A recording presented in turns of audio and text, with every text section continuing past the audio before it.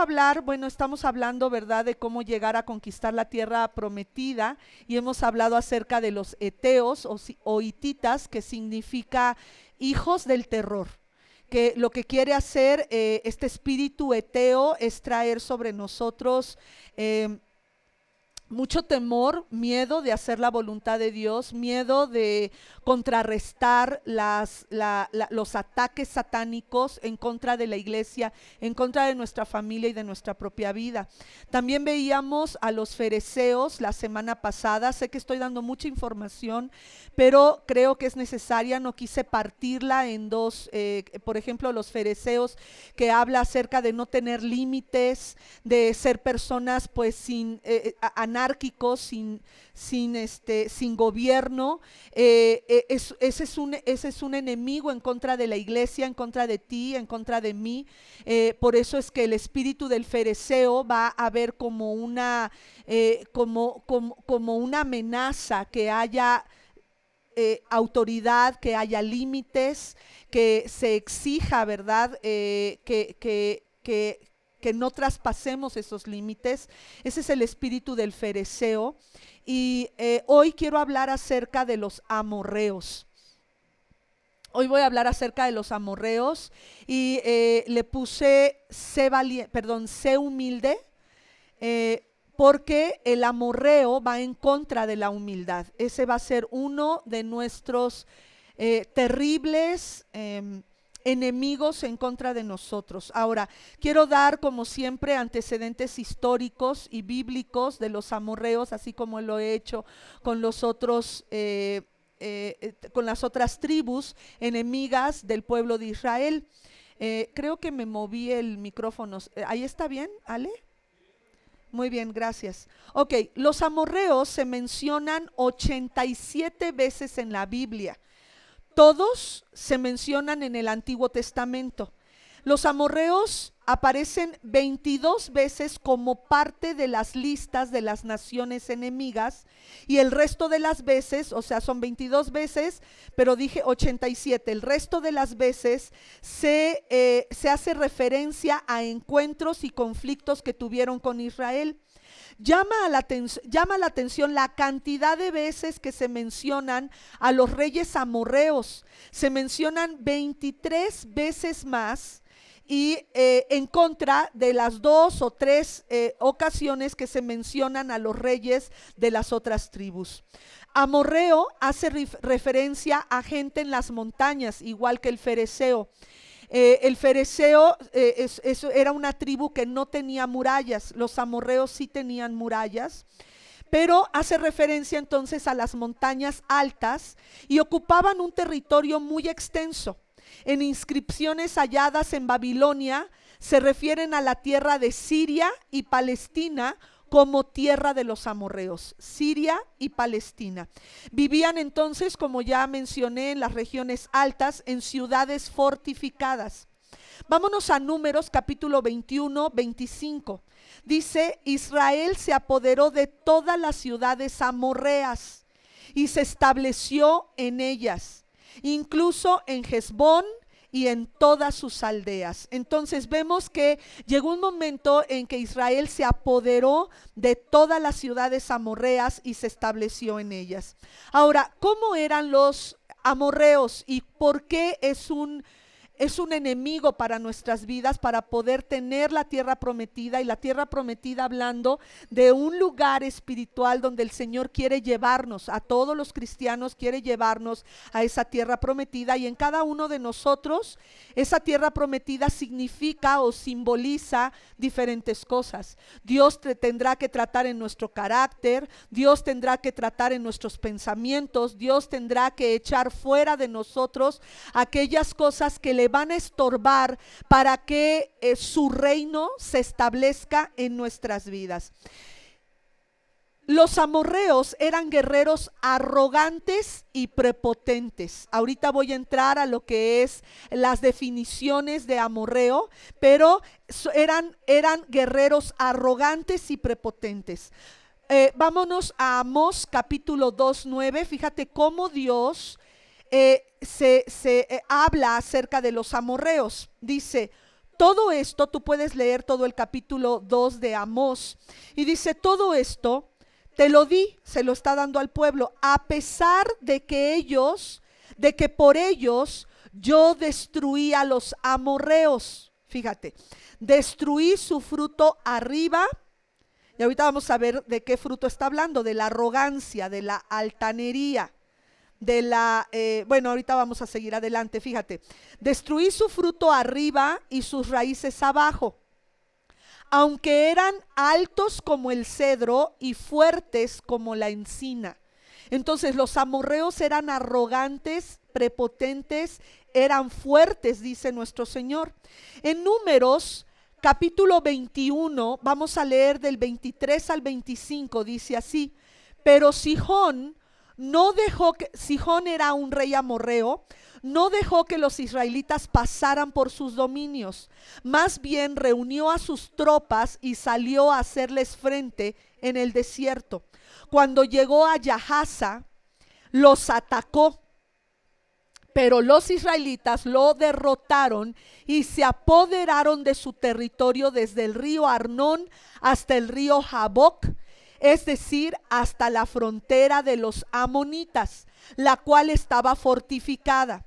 Israel se apoderó de todas las ciudades amorreas y se estableció en ellas, incluso en Hesbón y en todas sus aldeas. En algún momento, dice Génesis capítulo 14, versículo 13, en algún momento los amorreos fueron aliados de Abraham. Génesis 14, 13 dice, uno de los que habían escapado, esto es cuando ciudades circunvecinas y enemigos habían tomado a Lot, el sobrino de Abraham, y dice, uno de los que habían escapado le informó todo esto a Abraham el hebreo, que estaba acampando junto al encinar de Mamre, el amorreo. Mamre era hermano, que era amorreo, era hermano de Escol y de Aner, y estos eran aliados de Abraham. Así eran en sus inicios. Pero llegó el momento en que se separan del pacto o de la alianza que habían hecho con Abraham de amistad, y los amorreos se separan de tal forma que Dios se harta de su iniquidad. Pero ahora los amorreos eran idólatras, tal como lo dice Josué 24:15. Los amorreos eran idólatras, adoraban e invocaban falsos dioses. Dice Josué 24:15, pero si a ustedes les parece mal servir al Señor, elijan ustedes mismos a quién van a servir. Y creo que esto es algo que Dios está hablando en este tiempo. Creo que Dios está probando a la iglesia, no solamente porque han muerto muchos pastores, se dice que más de 400 pastores han muerto por causa del COVID, y muchos otros cristianos que han muerto, pero yo más bien siento que el Señor está recogiendo a aquellos que ya están listos para verlo, porque Dios tiene el poder sobre la vida desde su concepción.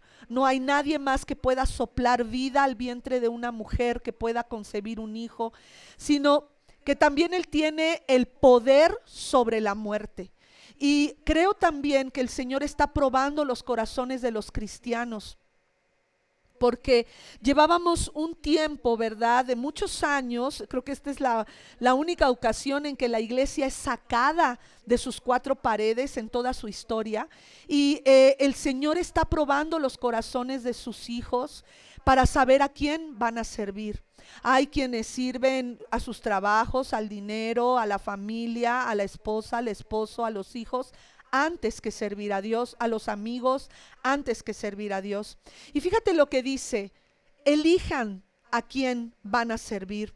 A los dioses que sirvieron sus antepasados al otro lado del río Éufrates, o a los dioses de los amorreos en cuya tierra ustedes ahora habitan. Acabamos de leer en el libro de Números que los israelitas tomaron la tierra de los amorreos. Y dice, en esa tierra que ustedes ahora habitan, elijan a quién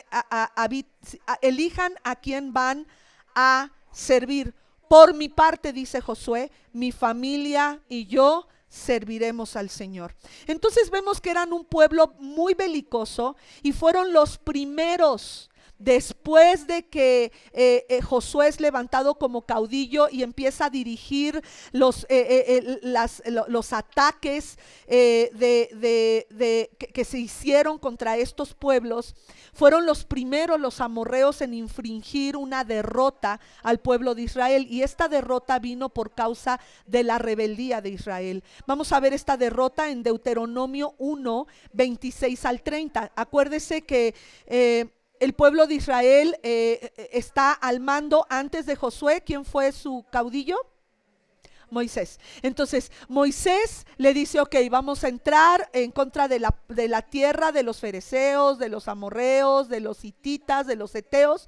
Y ellos dijeron: queremos saber contra qué nos vamos a enfrentar. Entonces enviaron a 12 espías, de los cuales, y ellos trajeron fruta, trajeron verdura de esos lugares, trajeron pero de los 12, solo 2 le creyeron al Señor y 10 apocaron el corazón de los israelitas. Sí, dice así: sin embargo, está hablando Moisés, ustedes se negaron a subir y se rebelaron contra la orden del Señor su Dios, se pusieron a murmurar. Entonces, amorreo significa alguien que es un egoísta, que es un charlatán. Pero fíjate cómo el enemigo empieza a traer esa charlatanería a través de la murmuración. Hermano, usted no puede poner la murmuración como un pecado leve. Yo recuerdo hace casi 4 años que mi pastor me dijo: ten cuidado, porque si el pecado sexual no destruye la iglesia, la murmuración lo puede hacer. Así es que recuerdo que yo tenía una firmeza en no permitir que la murmuración diera cabida en nuestra congregación. Tú no puedes permitir la murmuración de entre los hijos en contra de los padres en contra de los hijos, de la iglesia en contra de sus líderes. No podemos permitir la murmuración. Mira, todos nosotros nos equivocamos. Llegó un momento en Números capítulo 16 que Miriam y Aarón empezaron a murmurar en contra de Moisés, y la Biblia dice que llegó un juicio contra ellos. Fueron apartados y llegó el momento en que le dio a Miriam lepra. ¿Por qué? Por murmurar en contra de Moisés. No porque Moisés fuera perfecto. Los líderes no somos perfectos. Muchas veces nos vamos a equivocar, pero ten mucho cuidado cuando alguien empieza a murmurar en contra de tu líder y empieza a decirte: es que yo no estoy de acuerdo porque mi pastor hizo esto, la pastora hizo aquello. A lo mejor tus pastores se han equivocado. Perdona a tus pastores, pero ten mucho cuidado de seguir esa queja en tu corazón. Ven delante del Señor, habla con tus pastores. Si se ha ocasionado una injusticia, habla con ellos, y como bien dicen, hablando se entiende la gente. Pero fíjate lo que sucede. Dice: se pusieron a murmurar, no abiertamente. Dice aquí que se pusieron a murmurar en sus carpas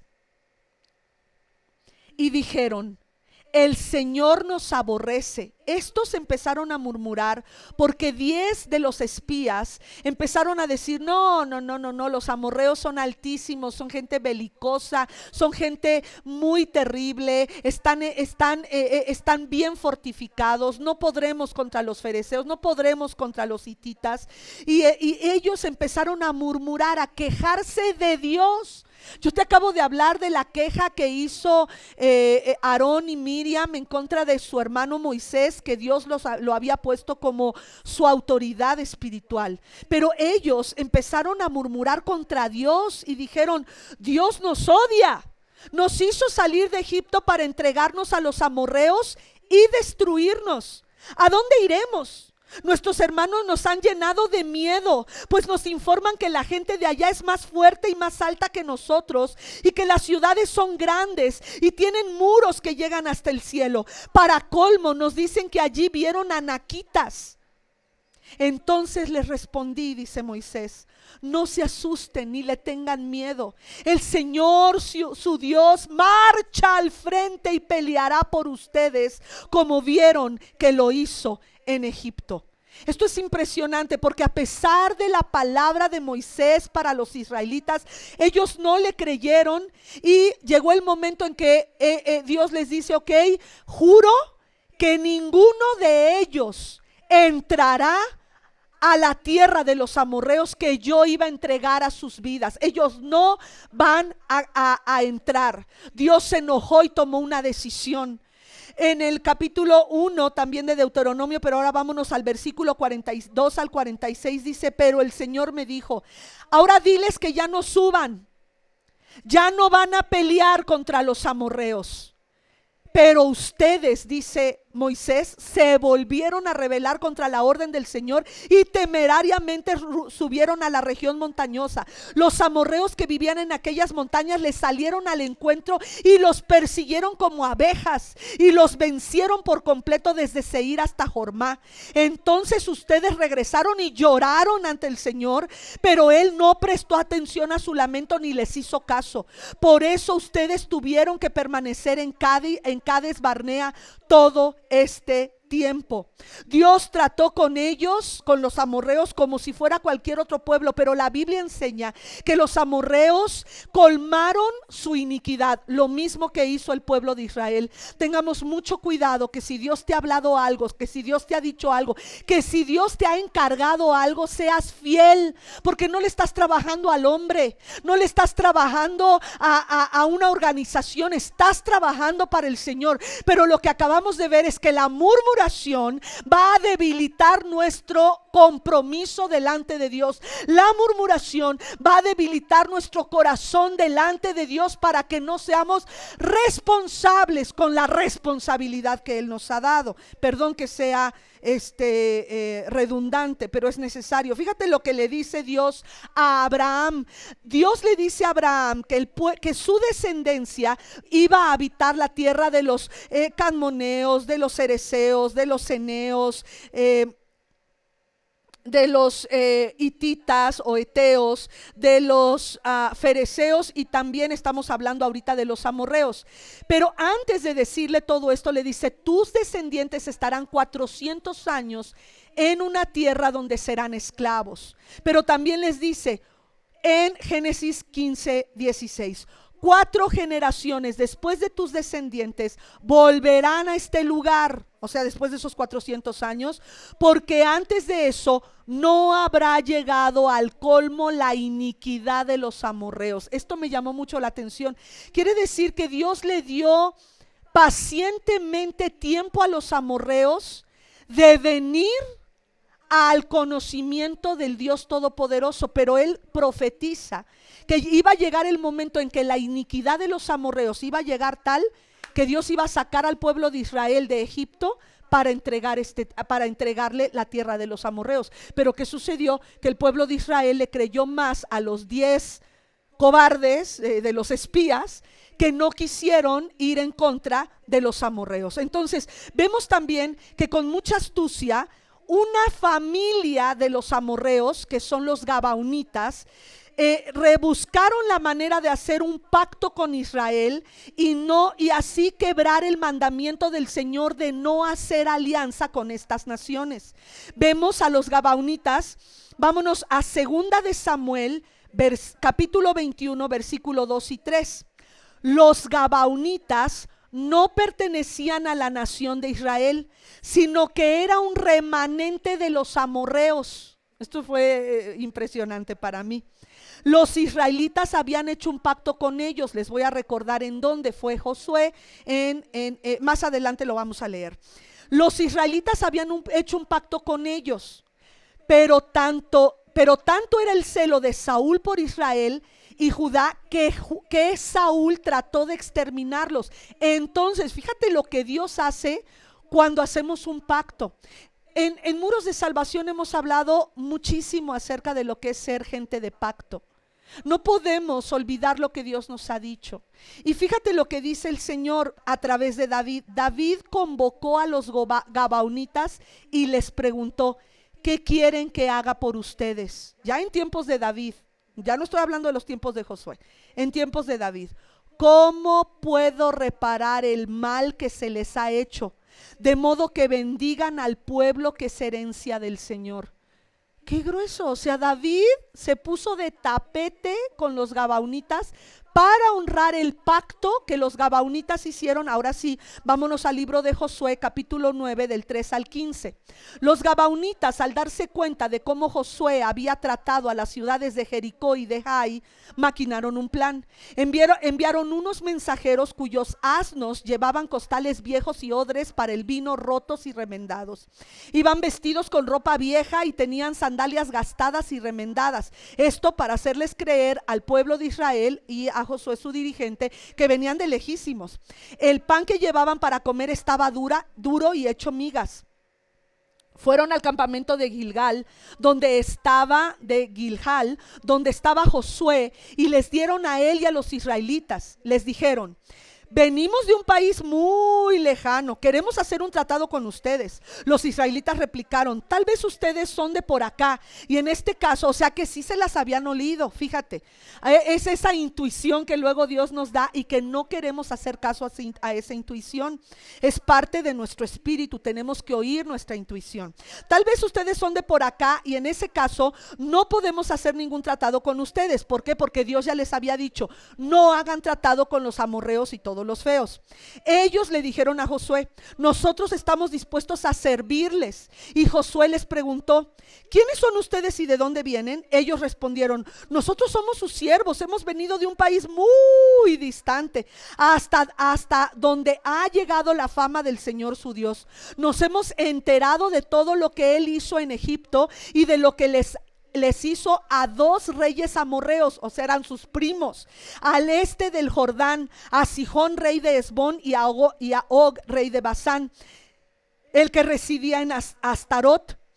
Por eso los habitantes de nuestro país, junto con nuestros dirigentes, nos pidieron que nos preparáramos para hacer un largo viaje, que les diéramos a ustedes el siguiente mensaje: deseamos ser siervos de ustedes, hagamos un tratado. Cuando salimos por acá, nuestro pan estaba fresco y caliente. Ahora mírenlo, está hecho duro y hecho migas.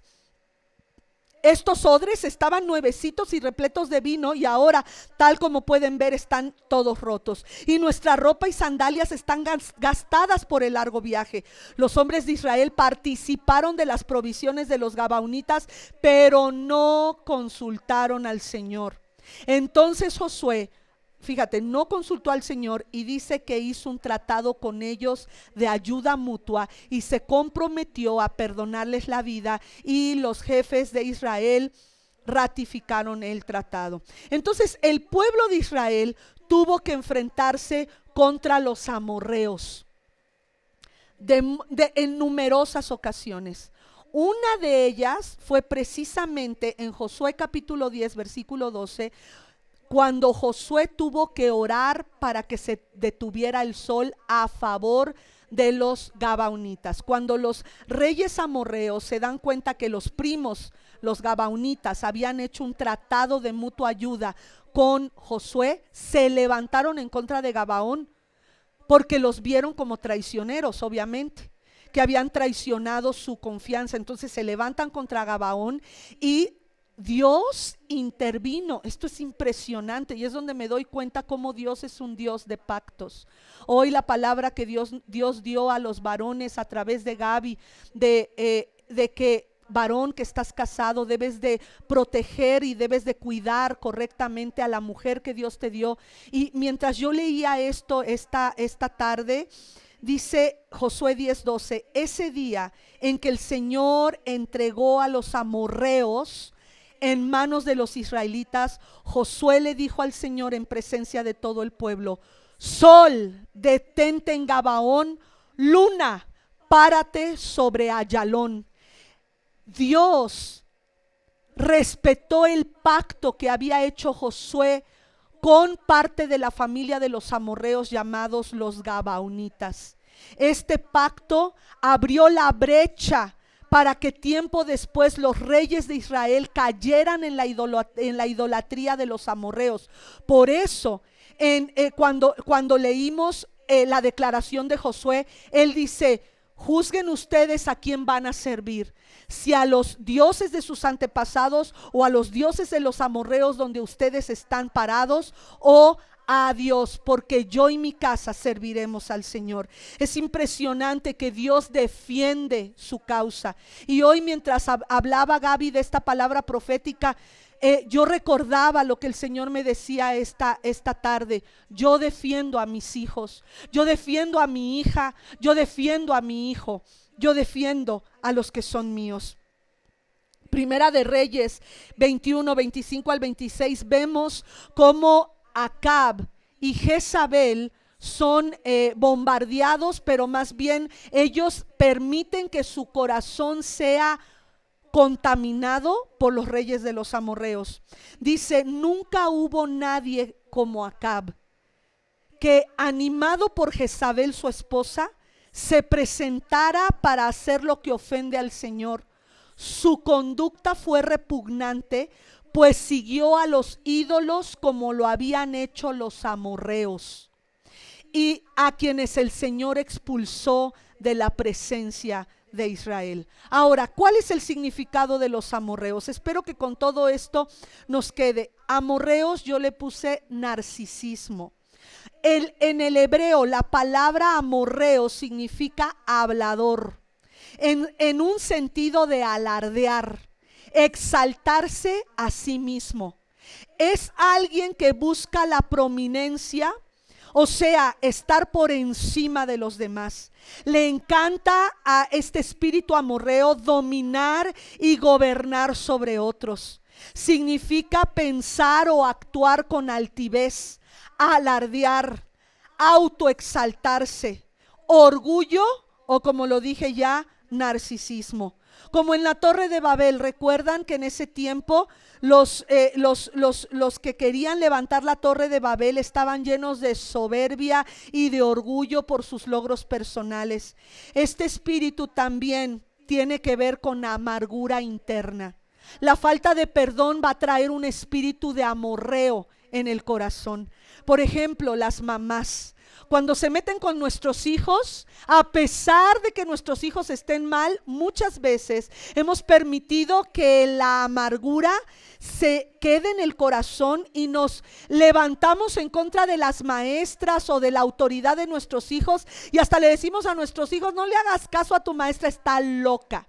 Cuidado, mamá, cuidado, papá. Porque qué terrible que, imagínate, las maestras, yo veía, no sé, en algunas ocasiones sí me hubiera gustado quizá que las maestras de escuela dominical le dijeran a su hijo: no, tu mamá está loca, ¿no? No nos gustaría que las maestras dijeran: no, no le hagas caso a tu mamá está loca. No nos gustaría eso. Por lo tanto, no animemos a aquellos que están bajo nuestra autoridad, incluyendo nuestros hijos, a ir en contra de sus autoridades. El espíritu amorreo busca el reconocimiento y grandeza delante de los hombres, pero se alimenta, como decíamos, de una amargura interna. ¿Y cómo viene esa amargura? A través de la murmuración. La murmuración, va a hacer que estemos en contra de la autoridad por algo que le pasó a otra persona. No me pasó a mí, pero le pasó a otra persona. Y como le pasó a esa persona, entonces yo escucho lo que esa persona se está quejando y digo: ay, sí, qué injusticia lo que hizo esa autoridad sobre ti. No me lo hizo a mí, pero como se lo hizo a él o a ella, y yo, claro, tengo amor o tengo una amistad con esa persona, muchas veces tomamos esta amargura interna, tomamos esa murmuración y empezamos a levantarnos sin querer o sin saberlo en contra de la autoridad desde nuestro corazón. Por eso es que este espíritu amorreo no solamente es la murmuración, sino que trata con altivez o con autoexaltación y orgullo a los demás. Decíamos, como en la torre de Babel. Este espíritu amorreo busca reconocimiento y grandeza delante de los hombres, Prácticamente todos los dictadores en la historia del mundo han tenido o tienen un espíritu amorreo. Les gusta dominar y controlar sobre los demás. Buscan el sometimiento de las demás personas a ellos mismos. Se deleitan, por ejemplo, en ver sus fotos, imágenes, monumentos y esculturas en su ciudad o en su reino. Los amorreos son excelentes charlatanes y oradores. Les encanta que los escuchen hablar y hablar, pero no escuchan a los demás. Y al mismo tiempo, cuando le toca hablar a otro, los callan porque hay mucha soberbia en su corazón, ya sea en el gobierno, en la religión, en la economía o en cualquier otra área. Siempre busca la autoexaltación, ignorando a Dios, nuestro Señor, haciéndolo a un lado para tomar un lugar sobre lo que solo a Él le pertenece. Este espíritu amorreo lo vemos desafortunadamente también en aquellos que están buscando subyugar a la mayoría, cuando queremos que la paz reine, que los mandamientos del Señor reinen en las naciones. Esto ha dañado a todos los gobiernos y ha traído toda clase de consecuencias negativas. Cuando David estaba contando al ejército, ¿se acuerdan que Dios se enoja porque empezó a hacer un censo que Dios no le mandó a hacer? El profeta le dijo que la gloria era de Dios y no sobre un numeroso ejército. Herodes, por su parte, esto hizo David, pero Herodes por su parte, mandó a matar a Jesucristo para que su poder no se viera ensombrecido, porque los sabios del oriente habían dicho: venimos a adorar al rey que ha nacido. Los grandes conquistadores han conquistado a través del orgullo, cuando llegan al poder, ese orgullo los destruye y olvidan los ideales que prometieron al pueblo.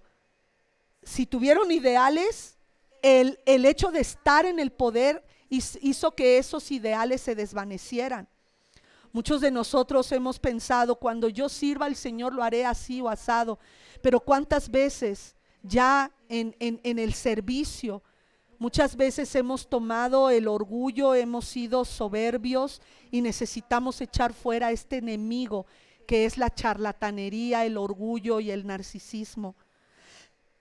El espíritu amorreo busca imponer su voluntad sobre los demás, aún sobre la voluntad de los pastores. Debemos de tener mucho cuidado contra este espíritu de los amorreos. No está a un diálogo abierto. Muchas veces esconde las razones que tiene para ir en contra de la autoridad. No le interesa atender razones y solo busca ejecutar sus caprichos. Su discurso es gastado, es aburrido y es un monólogo. El espíritu amorreo es confrontativo. Siempre está generando conflictos, genera peleas y divisiones en las iglesias. Este espíritu no conoce el significado de la palabra ceder. Siempre redobla sus apuestas y trata de imponer su voluntad. El narcisista, en un aspecto, lo vemos que es desde su propia óptica, él es mejor que los demás. No considera las emociones de los demás.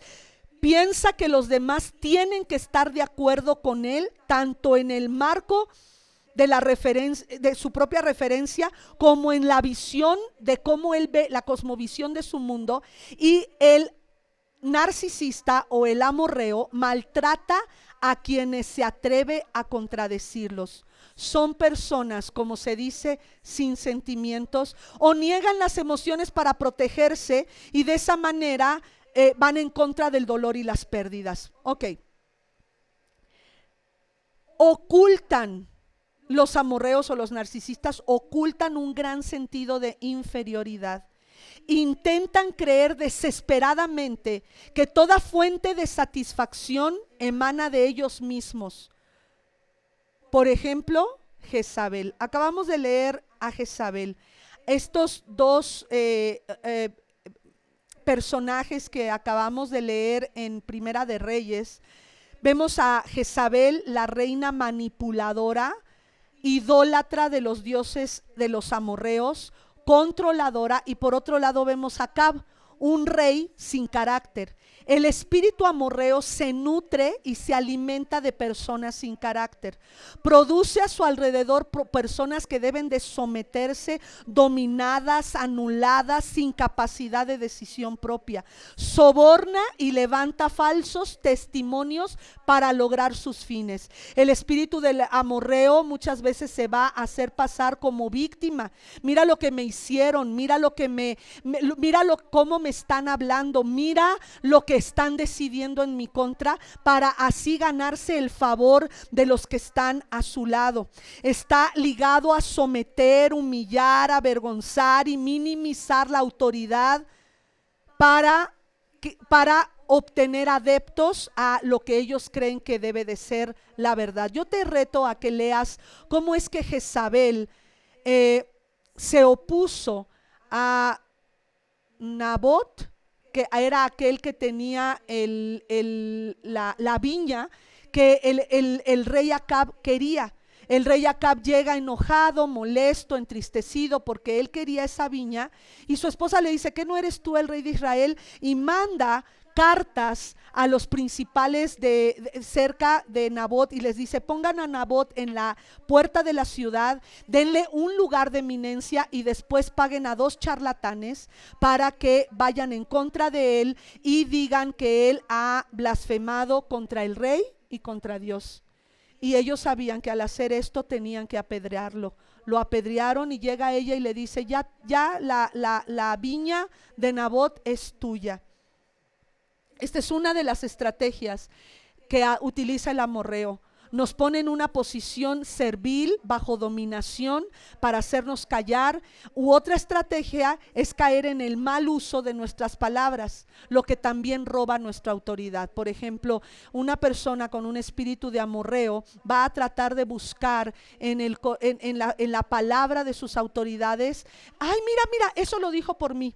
Ay, mira, eso lo está diciendo porque me odia. Mira lo que hizo. Y trata de tergiversar para ir en contra de la autoridad que Dios nos ha dado. Ahora, nos queda claro que un espíritu de amorreo es un espíritu orgulloso, es un espíritu de charlatanería, es un espíritu que busca obtener el favor de las personas que le rodean para obtener pues autoridad a través de estas personas. ¿Cuál es entonces lo correcto que debemos de tener en nuestra vida? Es la humildad.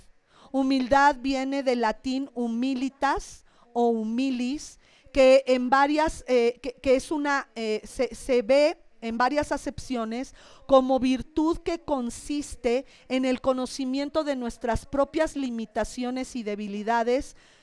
Es la capacidad de sumisión. Entonces, la humildad es la capacidad de someternos a la autoridad que Dios nos ha puesto. Hermanos, sé que muchos de nosotros desafortunadamente hemos tenido quizá de primera mano, hemos tenido que lidiar con una autoridad que ha abusado de su autoridad contra nosotros, porque todos los seres humanos fallamos. Yo te pido que el día de hoy tú puedas perdonar a tu padre, a tu madre, a tu pastor, a tu pastora, si han abusado de su autoridad sobre ti. Pero el hecho de ser sumisos o humildes es algo que el Espíritu del Señor nos va a dar. Fíjate cómo dice Gálatas 5:23 al 24. Humildad y dominio propio, lo pone como lo último el fruto del Espíritu Santo. Humildad y dominio propio. Y fíjate lo que dice la palabra de la humildad: no hay ley que condene estas cosas. Entonces nunca seremos lo suficientemente humildes como para que algo nos destruya.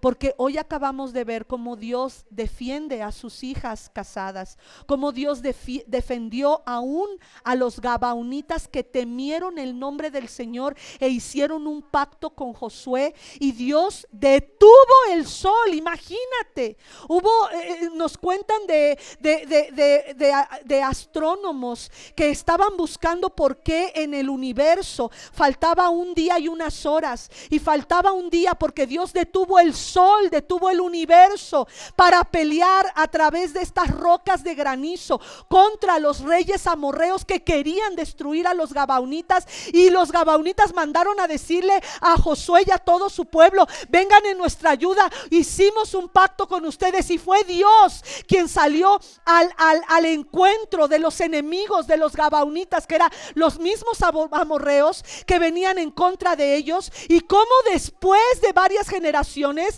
David le pide perdón a los gabaonitas porque Saúl se levantó como rey y quiso destruir a todos los gabaonitas. David les pidió perdón y aún les dice: quiero que bendigan al pueblo de Israel porque con ustedes tenemos un pacto. Hoy quiero decirte: no hay ley que condene la humildad. Los que somos de Cristo hemos crucificado la naturaleza pecaminosa con sus pasiones y deseos. ¿Qué pasiones y deseos? De tener nosotros la última palabra, de tener un espíritu amorreo, de tener un espíritu de sedición en contra de la autoridad. Filipenses 2:3: no hagas nada por egoísmo o vanidad, más bien con humildad consideren a los demás como superiores a nosotros mismos. Colosenses 3:12 y 13 dice: por lo tanto, como escogidos de Dios, santos y amados, revístanse de afecto entrañable, revístanse de bondad, humildad, amabilidad y paciencia. La humildad es parte de lo que Dios nos pide como siervos de Dios, de modo que se toleren. La humildad la necesitamos para tolerarnos unos a otros y perdonarnos si alguno tiene queja contra otro. Así como el Señor los perdonó, perdónense también ustedes. Tami, si nos apoyas por favor con el teclado. Hermanos, creo que ha sido claro cuál es este demonio que tenemos que echar fuera para poder llegar a tener la tierra prometida. Es el narcisismo, el orgullo, el hablar con vanidad, el tratar de mostrar que somos mejores que otros. Todos fallamos, todos fallamos. Nunca tendremos más humildad de la que debemos, nunca.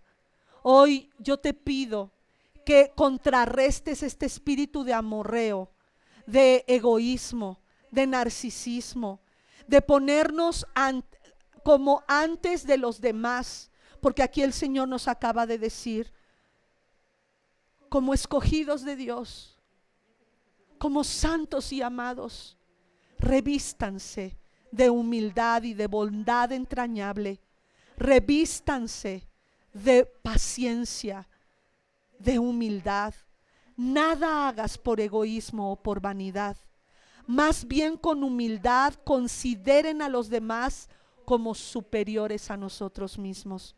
Hoy te hago un llamado a que puedas, en el nombre de Jesús,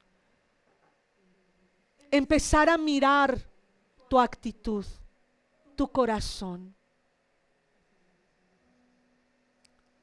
A lo mejor hoy dices: es que yo no tolero a tal hermano, a tal hermana. No tolero cómo es, no me gusta su actitud. El Señor nos dice que como pueblo de Dios necesitamos aprender a amarnos y a perdonarnos como Cristo nos ha perdonado. Ahora, si en tu casa hay un espíritu de amorreo, si tu mujer, por algo Dios dio esta palabra a las mujeres casadas, a los hombres casados, de cuidar a su mujer. La Biblia enseña que la mujer es vaso, es un vaso muy frágil. Tú, mujer, si has sido lastimada por tu esposo, si has sido herida por la charlatanería, por la soberbia, el orgullo, si fuiste herida por la autoridad de tu esposo, o quizá le estoy hablando a una oveja que ha sido herida por su pastor, su pastora, y no estoy hablando de que les llamen la atención, porque muchas veces como pastores necesitamos llamar la atención. No estoy hablando de llamar la atención, porque eso es lo que tenemos que hacer cuando vemos que algo está mal. Si nos calláramos, entonces seríamos cómplices de una mala acción.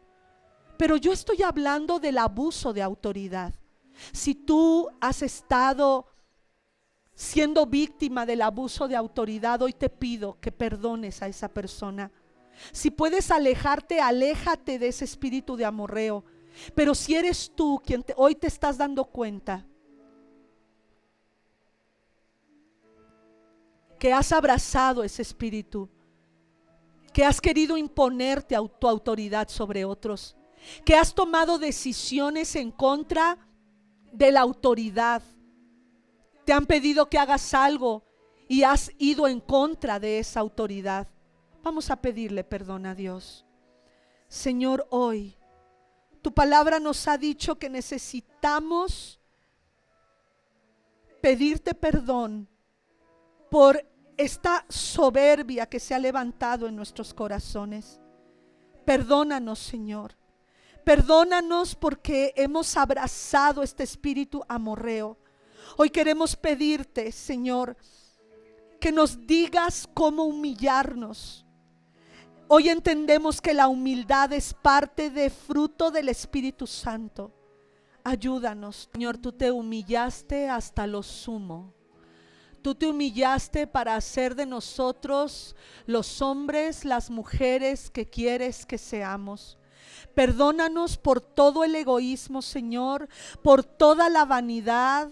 Perdónanos por creernos superiores a otros. Perdónanos por este espíritu de amorreo que muchas veces se ha metido, Señor, y ha hecho pactos en nosotros. Perdónanos, Padre, porque como escogidos tuyos, santos y amados, hoy queremos de una manera intencional decirte que queremos ser humildes, amables, pacientes. Nos revestimos de este afecto entrañable. Perdónanos, Señor, cuando no hemos tolerado a nuestros hermanos. ¿Qué se dice a nuestros hermanos? A la gente de nuestra propia casa. Perdónanos, Señor, porque hemos guardado rencor contra nuestros padres, contra nuestros hermanos. Perdónanos. En el nombre de Jesús, hoy echamos fuera este espíritu amorreo de nuestras vidas. En tu nombre precioso. Amén. Amén. Gracias a todos ustedes por su atención. Gracias a Dios por estos estudios. Mi deseo es que como cristianos podamos alcanzar ese nivel donde está la tierra prometida para nosotros y podamos estar en un lugar donde nuestras vidas sean llenas del propósito de Dios para nosotros. Que Dios les bendiga. Los amo, los extraño mucho. Nos vemos el próximo domingo a las 11 de la mañana y el próximo miércoles con una tribu más, una nación más que debemos echar fuera de nuestras vidas. Que Dios les bendiga. Hasta luego. Amén.